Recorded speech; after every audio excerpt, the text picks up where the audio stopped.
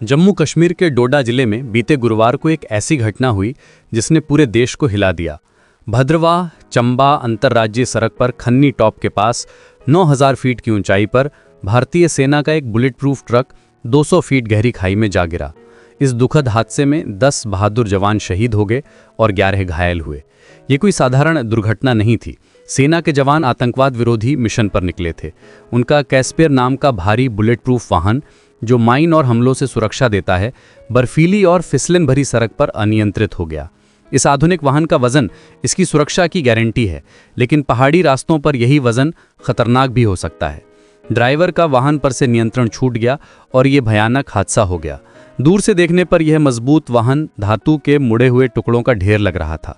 खाई की गहराई और दुर्घटना की भीषणता का अंदाज़ा इसी से लगाया जा सकता है कि इतना मजबूत वाहन भी इस हादसे में पूरी तरह से क्षतिग्रस्त हो गया था। स्थानीय लोग सबसे पहले घटनास्थल पर पहुंचे। उन्होंने बिना अपनी जान की परवाह किए खाई में उतरकर घायल जवानों को स्ट्रेचर पर निकालने में मदद की। ये दृश्य बेहद मार्मिक था। एक तरफ स्थानीय लोग अपनी पूरी शक्ति लगाकर जवानों की जान बचाने में जुटे थे, दूसरी तरफ समय की कमी के कारण तनाव का माहौल था। बाद में सेना, पुलिस और प्रशासन की टीमें भी पहुंची। 4 जवान घटनास्थल पर ही शहीद हो गए थे। 6 अन्य बाद में अपनी चोटों के कारण वीरगति को प्राप्त हुए। इन शहीद जवानों में से एक थे हवलदार रिंकल बालियान। उत्तर प्रदेश के हापुड़ जिले के हाफिजपुर थाना क्षेत्र के भटेल गांव के रहने वाले 27 वर्षीय रिंकल की कहानी बेहद दिल दहलाने वाली है। वे 2016 में भारतीय सेना की 72 आर्म्ड यूनिट में भर्ती हुए थे। अनुशासित और साहसी रिंकल की वर्तमान में जम्मू कश्मीर राइफल्स में पोस्टिंग थी। रिंकल का सैन्य जीवन अनुशासन और समर्पण से भरा था। उनके साथी बताते हैं कि वे हमेशा अपनी ड्यूटी को लेकर गंभीर रहते थे। कठिन परिस्थितियों में भी वे अपना धैर्य नहीं खोते थे। डोडा जैसे संवेदनशील क्षेत्र में तैनाती के दौरान उन्होंने कई बार अपनी बहादुरी का परिचय दिया था। रिंकल का परिवार देश सेवा के लिए समर्पित है। उनके छोटे भाई ऋषभ बालियान भी भारतीय सेना में सेवारत हैं। ये परिवार की राष्ट्र सेवा के प्रति गहरी निष्ठा को दर्शाता है। 2 भाइयों का एक साथ सेना में होना इस बात का प्रमाण है कि बालियान परिवार में देशभक्ति की भावना कितनी गहरी है। 2019 में रिंकल का विवाह रिंकी बालियान के साथ हुआ था।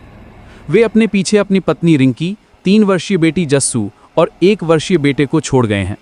जब रिंकल के शहीद होने की खबर भटेल गांव पहुंची तो वहां कोहराम मच गया। उनकी मां मंजू देवी और पत्नी रिंकी का रो रो कर बुरा हाल हो गया। मंजू देवी का दुख देखकर पूरा गांव भावुक हो गया। एक मां का अपने बेटे से बिछड़ने का गम किसी भी दिल को दहला देने वाला था। गांव की महिलाएं उन्हें सांत्वना देने में जुटी हैं।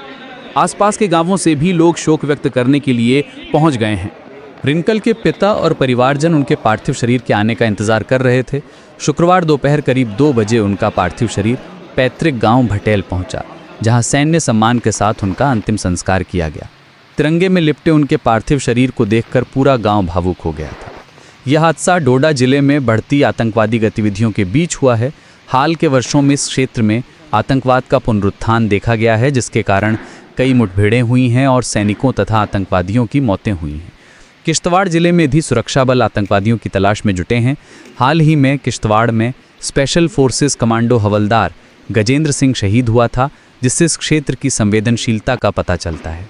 प्रधानमंत्री नरेंद्र मोदी, गृहमंत्री अमित शाह, रक्षा मंत्री राजनाथ सिंह, उपराज्यपाल मनोज सिन्हा और मुख्यमंत्री उमर अब्दुल्ला ने इस दुखद घटना पर गहरा शोक व्यक्त किया है। सभी ने शहीद जवानों के परिवारों के प्रति संवेदना जताई है और घायलों के जल्दी स्वस्थ होने की कामना की है।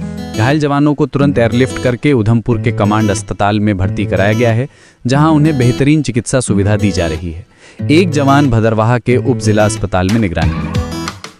रिंकल बालियान और उनके साथी शहीद जवानों की यह कुर्बानी हमें याद दिलाती है कि हमारे सैनिक कितनी कठिन परिस्थितियों में देश की सुरक्षा के लिए अपनी जान की बाजी लगाते हैं। बर्फीली पहाड़ियों में खतरनाक रास्तों पर वे हमारी सुरक्षा के लिए तैनात रहते हैं। उनकी ये कुर्बानी हमें याद दिलाती है